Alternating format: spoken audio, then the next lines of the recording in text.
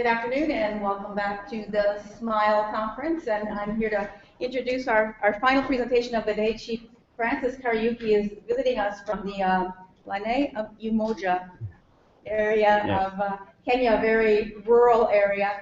And the only thing I want to do to set this up is, and I know the Chief is going to explain this, but think about the fact that very few people in Kenya have a smartphone, and yet he's using Twitter to communicate with them, okay? So we have to go back to where did Twitter come from, right? It's all based on SMS technology. I don't know if any of you saw the Jack Dorsey interview on 60 Minutes. Jack Dorsey, the founder of Twitter, said he was inspired to make Twitter from listening to police scanners when he was a child. And he was really inspired by the short messaging that police used to communicate.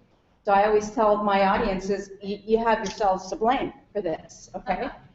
So, but it's such short messaging and just all the way down to the foundation of what Twitter's built on. That is what Chief Kariuki is using in his country and really saving lives and making a difference.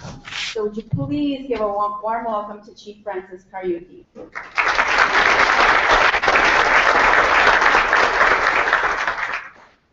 Thank you, Lori, for having me come. As you heard, my name is Chief Francis Kariuki, and I work, mainly could be a bit different from the regular police, because I work for the president, meaning that I'm the presidential representative on the ground.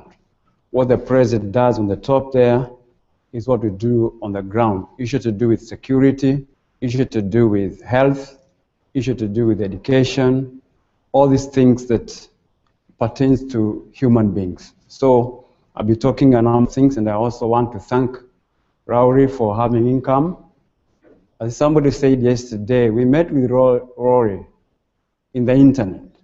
I think she was following me, and she sent a text, a tweet to me. I answered back. From there, we started talking. Then last year, we met with her at Google Ideas Conference, where I was doing another presentation. I'm so grateful for her because she paid more for my ticket, for my everything. So that's a big gift for my life, and I'll never forget this. She's a wonderful lady. Thank you very much. And, I've really learned about some of the things. I do not understand what people are saying because they are so complicated and new. But I'm learning a lot. Then Daniel is next to me. I tell, write it somewhere and send it to my mail. That way I read slowly by slowly and understand what's going on. Then take the same knowledge to our people back home. And now to my story. As you have heard, I would like to start with a presentation of a nursery school in Kenya.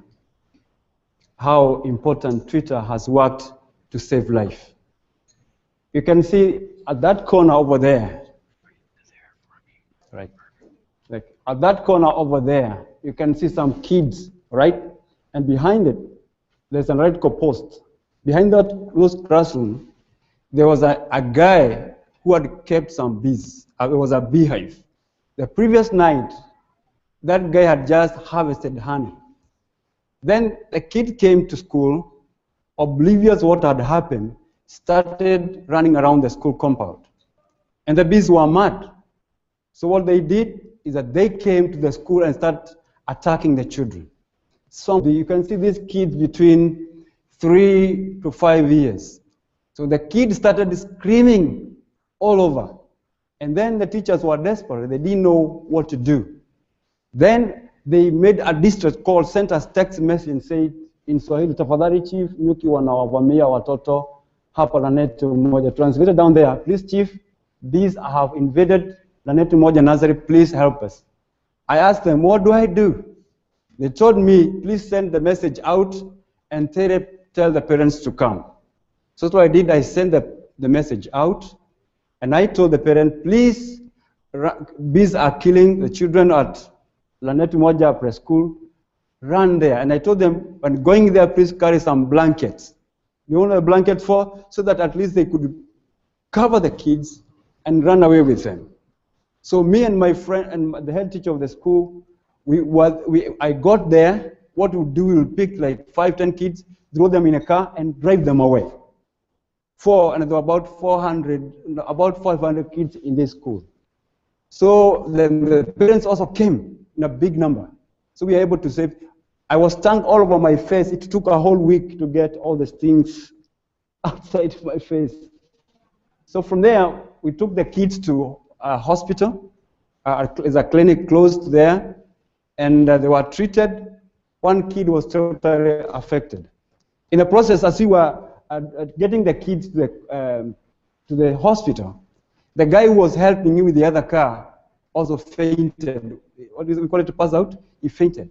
So I was left with 2 cars and the children. I didn't know what to do. All of a sudden, the son of the head teacher came, and we took the head teacher and one of the kids to now a bigger hospital.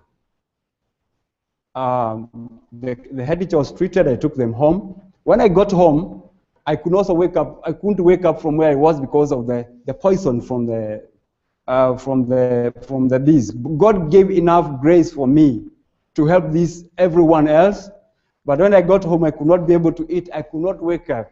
I had to ask my wife to hold my hand to stand up to go to the bed. So the following day, we got a very something that broke my heart. The boy died. This boy had a mental problem, so where he fell, bees fell on him like flies on poop. So the boy could not survive. You see now, if we didn't have the Twitter message, we would have, how many children would we have lost? So many. All right? If the parents came without blankets, equally they could have attacked by the bees. So you can see that actually Twitter has been, I've just given you one story. There's so many other stories. Lanet Umoja is it's on the eastern side of Kenya, inside side of Nairobi, our capital city, and in Nakuru County, and in Kenya. We have a population of about 28,000 or more people there. So that's the area I manage. And a while back, what I used to do is that I used to reach people through text message. It's a requirement of every chief like me to have, in Kenya we call them barazas. Baraza means public meeting, where I meet the public to educate them and to share them on the importance of their security, to share with them about health issues, to talk about education, to talk about illicit brew. Illicit brew, I don't know where, we have that homemade brew, where illegal, where people make at home. In America, they call it moonshine or something like that. You know it? So it is my responsibility to arrest those people who make that. In Kenya, we call it changa. Can we say changa? Can we say changa? Changa, it means that it's an illicit brew.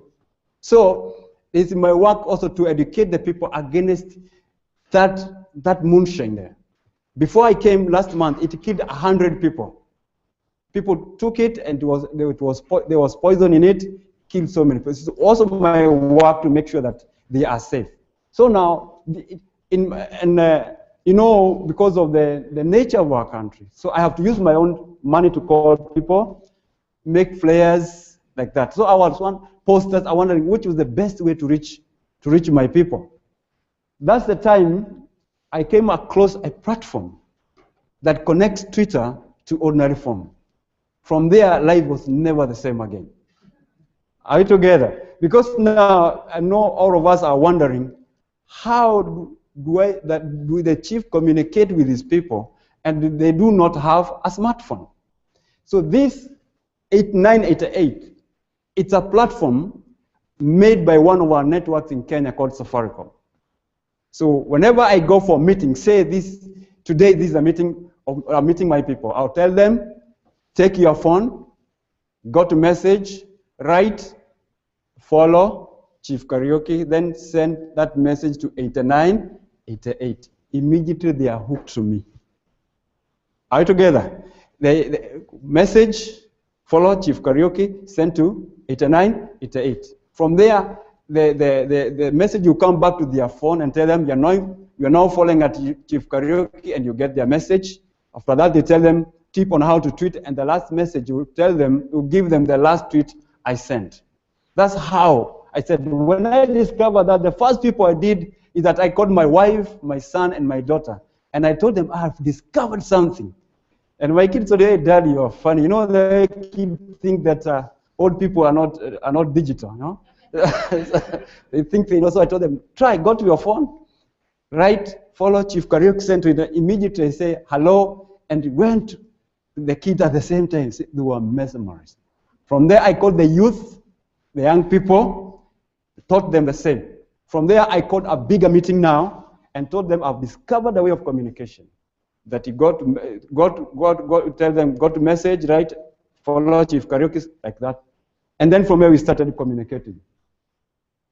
My message, or the kind of a tweet I do, is about crime reporting and prevention. Crime reporting and prevention. Sometimes cows miss their way home. All right? Because of the area, because they are taken to the pasture, they go home in the evening. So that people will tell me, Chief, my cows are lost. What do I do? What I do is that I send a message out, say, cows of this color are lost. If you see them, call this number. So immediately when they see some cows stranded somewhere, they have missed their way home, they call the owner. And the cow and the owner are united. And they are very happy because to the Africans, cows are very important. Apart from this, also, we help the farmers or the people who keep the cows to sell their animals. Because they do not have money to advertise in the newspaper or in the radio or somewhere else, or to get other people to know that they want to sell their cow. So what they do is that they call me, they tell me, Chief, my son has been admitted to university and you have no school fees. So I want to sell my cow to raise money to pay for the school fees. I just send a message out and say, John is selling his cow, call this number. And maybe somebody else is looking for a cow, they call that person, they are joined, they sell the cow. See how it happens? Things like that. So it has been helping people economically. Other thing is about neighborhood watch. In Nakuru County, we have only one fire extinguisher in a population of about 1.8 million. So how do people get help? They only get help by helping each other. Become your brother's keeper. So what I do in case of something happened, like this house was on fire, this house is about like 600 feet house. So it got fire in the evening. The neighbors called me and told me, Mama Kamau's home is on fire. So what we do? What I normally do is that I'll send a message out, said, Mama Kamau's house is on fire. Please come and bring jerrycan of water. Are you together? So they come from their home and go to there where the house on fire and help to put out the fire. So this one has been helping the neighbors in a very big way. Sometimes at night, thieves come to people's homes or robbers to break into people's home. What people do is that they will call me or send a text to me that there are some thieves breaking into my house. What I normally do is that I write and say, Mama Kamau's home, there are some thieves outside. Please, let's go and help. What they do is that all the neighbors wake up and they go there. Are you together? They wake up, they go there to go and see how, and help. Equally, the thieves also follow me on Twitter. So if they are breaking into a house, and I say there are some thieves trying to break into John's home, they also get the text message. What they'll do, they run away. And so it's crime prevention, isn't it? Yeah, because the neighbors are saved. I don't know. Yeah, like this car hijacked. Normally, my people, there are people who go to work every morning, all right? So around 5 in the morning, we have people who are going to the market. They buy fruits, they buy greens like that to go and sell in the market. So in the morning, the robbers know that these cars have what? People with money. So it was around 5 in the morning. Are you together? Are you listening? It was about 5 in the morning. These guys they waited for this car with guns. Then somebody in the vehicle texted me, we have been hijacked. I sent the message out, this taxi has been hijacked. Please help. The thieves also have the text message. So they abandoned the car there. You can see it's there, it's been abandoned there. I think the kid's closing it. And we are able to, to recover it. Although they ran away with the money they had taken from people's pocket, but at least we managed to save people's lives. This guy here is a drunkard. He was coming from from the bar late at night in the evening.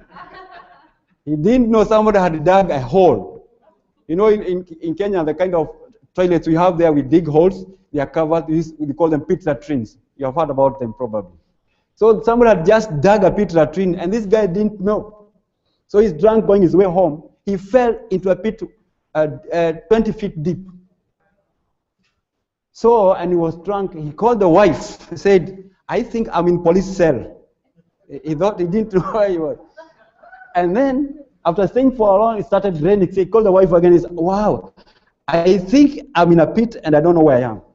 So the wife called me at around 2 a.m. and told me, my husband has fallen into a pit and we don't know where he is. So what we did is that I sent the message out and said, Baba Moirori has fallen into a pit. Let's go and look for him.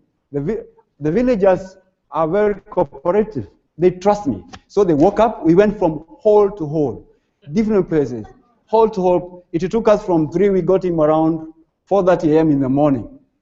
4 of his ribs were broken, but we managed to save his life and took him to hospital. Do you see how it has been helping our people? Another thing, can you see that picture at that end? In 2008, after the presidential results, there arose tribal clashes because they didn't trust. They said the election was stolen. You know, it's not right. This tribe. So my tribe, which is a bigger tribe, was fighting with another tribe. So many people died. So, but after we discovered the use of Twitter and how to bring people together, and people discover the value of each other. Say, for example, if a child is lost, it doesn't matter which tribe I belong to. All of us come together to help look for that child. If a house is on fire, it doesn't matter which tribe I belong to. All of us come out together and go and put off that fire. So this Twitter has brought people together. They have seen the value of each other. They see that I need you and you need me. So this one has brought people together. People can now sit down and talk. The children here now can now pray in the field knowing that things are okay, because it took some time to convince the children to go back to school after the attack of the bees and one of them dying. So it has brought some positive change in my area. Also, we are using technology. There's something we are calling Nyumba Kumi. Nyumba Kumi means 10 houses. It's a concept we took from Tanzania, where every 10 houses, people elect a leader. This leader normally will collect information from each of the home. In case there's somebody who doesn't belong there or something bad going on, or maybe there's an alien, they report to that leader, and that leader conveys the message to the government. So in Kenya, we are doing it a little bit different. Is that by Nyumba Kumi, what we are doing, we are trying to bring people together. What we do is that we normally, if for example people are living in one flat, they are one flat of maybe about 20 people, what they do is that you have one leader, opens a Twitter account, and everybody follows through 89, 88. So if something happened and they want to share among themselves, that leader sends the message out, and everybody else gets. They share information. If, for example, you have heard about what has happened in Kenya, the attack of Al-Shabaab, killing people, bombs everywhere. If, for example, there's somebody who is making some, maybe homemade bombs, it has been happening, or homemade grenades, which have killed people in the marketplaces. It has killed people in public transport, where, because people use buses to go to work or go places. What Al-Shabaab does, they will hire somebody, they will put a bomb in that car, and it explodes and kills some people. So what has happened is that to manage that is that we have brought people together. They share information. In case there is somebody who doesn't belong to that place, or there is a stranger they do not know, they share the information with that person. Those people who are a bit educated, they form groups in Facebook, and they share information about what is going on. Or WhatsApp. WhatsApp, the way you create a group. So whenever something happens, they send a message to the group, and that everyone gets what is going on. That way we have been able to, people have been able to network together. This one is a village. You can see there are some cows at the middle. Can you see that? You see those round, these are homestead. This one homestead, another one around like that. And then that one we call is a Maasai home, they call it Manyatta. So what normally happens, the cows will sleep in the middle of the village. In case we have some cattle rustling, the village leader will be told there are some thieves who are coming to steal our cow. Then he'll tweet, and everybody wakes up to protect their what? Their territory. Are you together? The other thing is, this is a traditional home, like a Kikuyu traditional home, like where I come from. The same way, these are people's homes. In case something happened, they just send the text out. And when they send the text out, they share information, and people wake up to help each other. This one thing has brought people together because of sharing information. So this is how we have shared. We started from the lowest cluster there. We have the leader from there. Then after that, in the village level, a number of villages will pick different leaders. They come together. All right? From there, it goes up, sharing the information up to the national level. So the president is able to know what is happening right in the village. My part will be the locational level. And you see that locational level? So that's where I am. Then from there, it goes to my supervisor like that, up to the president. That's how we share information. And we're able to work together. Here's a repeat of the same. Let me see. Now, the other thing is that when I discovered this system of working, my next thing was to educate the other chiefs. So I've been going around the country. We'll get chiefs from one county, for example, I would say like a whole week. Here is one place I was training the leaders. I have to teach them how to use the text message to share information like that, so that they can be able to go and educate their people. All right? The other thing is that this is my blog that I created. Then here, we also have come up with a platform. This platform is where anybody can write on it. And after writing on it, other people can go to the internet and open and see what is happening. So the youth also, this platform also helps the youth to raise some money. So if they have sent some information and there's a lot of traffic on it, we pay them some retro money. So that one has motivated them to want to work and to want to, instead of being idling like that, they get retro money to buy airtime, things like that. So that's how we've been doing. Then that's my my things I use. That's how we have been working. We have been able to bring people together. We have been able to make life easy. At the same time, apart from the security, You find in Africa we have these diseases like polio. So if I want to do polio immunization, say the government now want to immunize the children 1 to 5 years. I just send the message out and tell them, people from the Ministry of Health will be coming to your houses. Avail your children. And my text, I send them in Swahili, in the language that they understand. So if you follow me on Twitter, you'll be seeing most of the things you not understand what I'm talking about. Because I'm talking to my people, and I use the language they best understand. So I tell them, avail your children, because people from the Ministry of Health will be coming to your homes to immunize your children.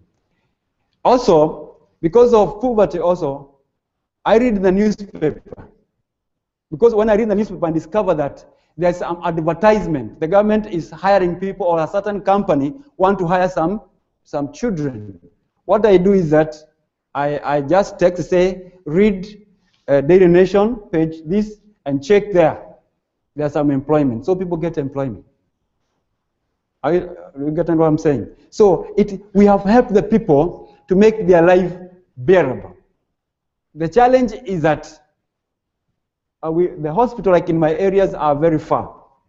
So most of the time, when people get sick, they walk to my door. Say, Chief, we have a sick child. Can you drive us to hospital? Before I came a week, there's a lady who died. An old lady died of 95 years. And we don't have an ambulance. So what do? We just wrap them in the blanket and put them in my trunk and take them to the mortuary. So, and like now when I go home, all the kids will be waiting because they know the chief has gone to Obama's land. They think I'm going to come with a lot of money. So what I normally do is that I'll buy candies, all right? Some I put in my pocket here. When I go home, all of them will come, about 100 kids. So I give them candies. So I've been checking those candies there, lest they get finished. And I have nothing to take to my children. So I said, what remains there, I'll talk to Rory. Say, give me these candies. I'll pack them. When I go home, I give each one of them. Because one thing we are trying to do is that, I don't know with you where you come from, people don't like police. I don't know whether you're popular where you've come from. So what we are trying to do, we are trying to make friendship with the community. Because children are very good. They give me intelligence. They tell me, that one is a drug trafficker. Or that one sells moonshine. Or the other one, that one is a thief. So I make them come close to me. You get what I'm saying?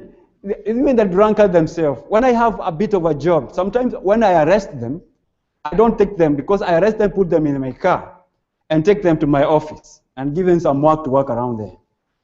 And then talk to them, counsel them. Because we are trying to come up in Kenya with something we are calling alternative dispute resolution, where we are not only thinking about taking people to jail, we are thinking on how we can be able to solve people's problems. We want to understand where are these youth getting involved in crime. The government of Kenya has come up with a very good idea where they are giving some grants to the youth and women. So the youth come together in a group, they write a proposal, and the government gives them a donation or a small loan so they can start small businesses. This one takes the children out of trouble, isn't it? Because when people are idle, even when you're idle for 2-3 days, you might fall into doing a crime. So we have been trying this system of where we give them small grant from the government, and then they're able to manage their lives. We also, at the same time, in our office, we are coming up with counseling programs, so that instead of just taking people to jail, because you take people to jail, they come out, they repeat the same crime. So what we do now, the best way is that we want to know, why do you behave the way you are behaving? What is your problem? And by coming close to them, we have managed to solve a lot of crime rate in my area has really gone down. Because people can now share with me and tell me, Chief, we have problem, we have no employment. Sometimes people will steal because they are hungry. Last year, I don't know who I was sharing to, there was a blind man who came to my house. I was just pulling out with my family to go out for Christmas. A blind man comes and tells me, Chief, I have no food.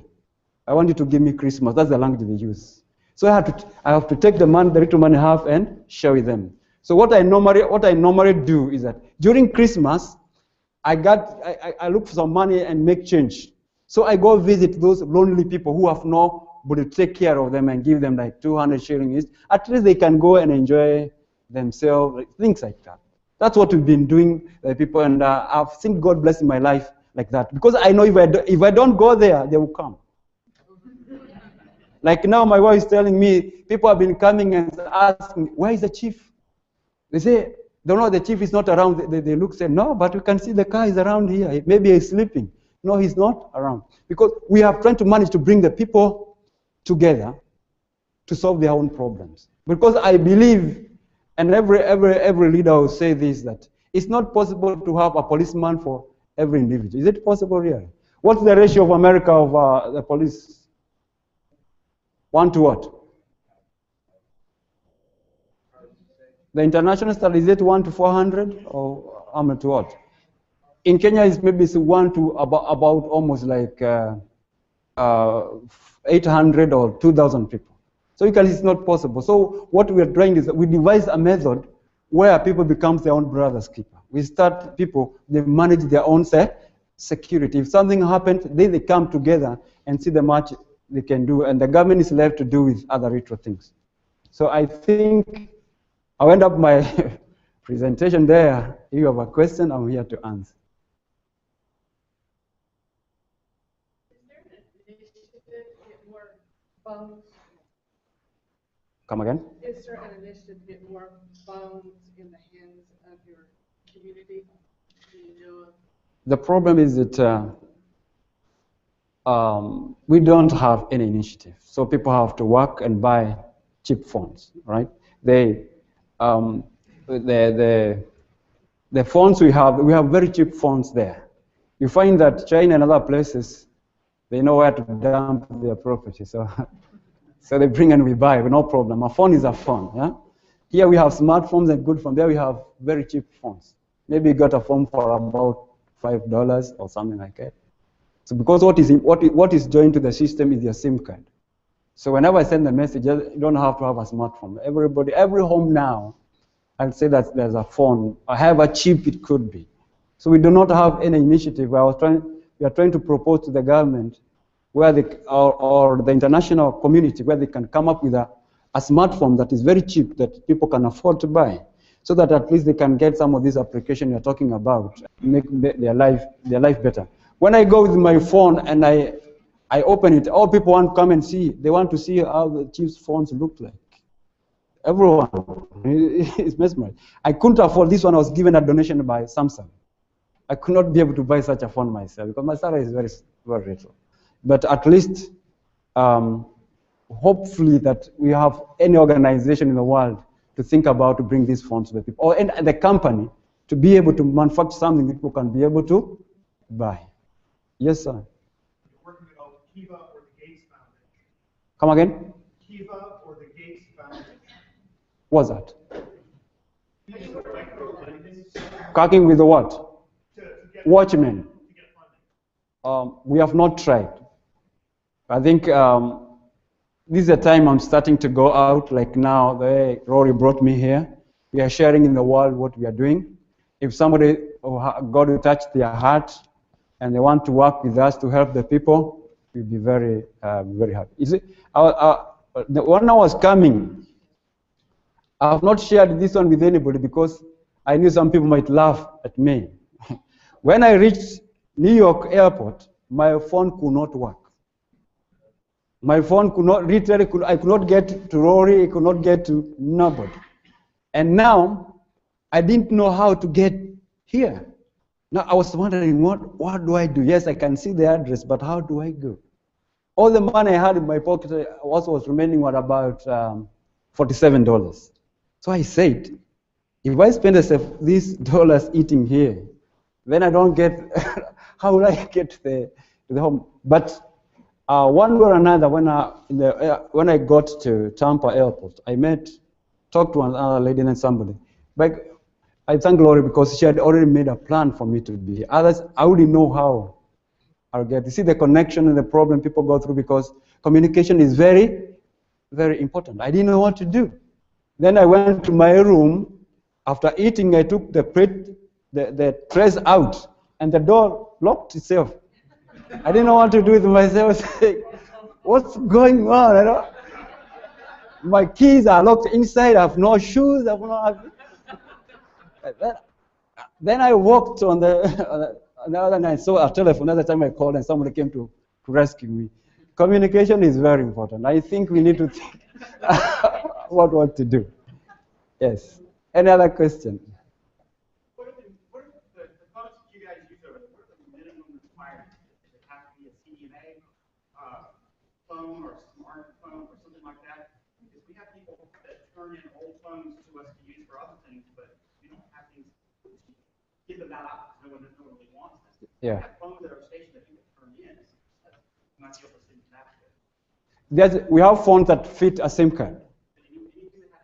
Anything that has a SIM card works. All right? So there's no, it can either be smartphone, whatever, because what is important is that we have 3 networks in Kenya: Safaricom, Orange, Airtel, and you. These are the companies. Just go and buy a SIM card, which is about $1, and put it in your phone, and you're connected. From there, we just need to buy airtime. And from there, we can communicate with each other and make the lives of people better every day. Yes, sir. If we were able to send you a whole lot of phones from New Zealand, yes, because our station, like other stations, have lost property, how would they be able to get to you, or would they be stopped at the border and maybe taken, or? No, if you send them, because I'm a government official, I just pick them at the airport. Yeah, just work with the office of the president where I present, and tell the president. Goodness is that this platform built me a lot and gave me favor even before our president and other multinational companies like that. People know me now. So, and it takes time to build a name and people to trust you. So if you're able to send anything and say you're sending to Chief Kariuki for those funds to go to his people, we will be able to receive them. I'll pick them at the airport. And whichever way you send through the ship or airplane, we will have them. Another thing is that those people who I was sharing it with Daniel about the problem in Africa. We don't know, most of the people why they fear technology, they don't know what is Facebook. They don't know how to use it. So my request would be, we come out with the people with a curriculum or something that will teach basics of Facebook. All right? Basics of Twitter, basics of, we are going to Instagram. Then compile it together and send it to us so that we can be able to go and train our people. Why most of the politicians in Kenya oppose social media? Because they do not understand it. So what I did is that I am coming up with something I'm calling Lanet Umoja Digital Village, where people with computers can donate. Are you together? After donating these computers, we put them in the evening. People can come and be taught by the youth the difference between a television and a computer. They don't know the difference between the monitor, some of them, and train on the use of social media. Through that way, when people learn, what will happen is the corruption will go down because people have a voice. But now, it's very hard for them to express themselves because one thing, they do not have the way of doing it. But if you can improve on social media, train people how to do it like that. Because personally, I've been relying on Rauri. So whenever I go to train and I get stuck, I call her. Isn't it Rauri? And say, Chris, I need you to help me. What is the list? Oh, what is this? And then she teaches me. Then I go and teach the other chief. I look very smart, but I ask someone else to show me how to do it. So if you have a curriculum to do that, I think it's going to help our people very much. Now you have 100 people to call. Please. Follows me. You say you can't call me. Yeah. Now at least I'm connected. I have so many cards now. I've connected and other things like that. And I hope to look forward to working with you. When you have conferences, I would like to come and learn more. Thank you, Rory, for having me come. Because if she didn't pay for me, I would not be here. But I've learned a lot. I'm taking the same to my people, and this is going to change Kenya. I'll start in my small way, and it's going to grow with time. So thank you very much, and God bless you.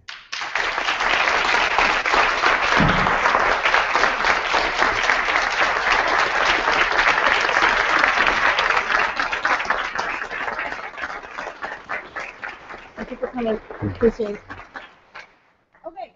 I was asked by Media Sonar to tell you guys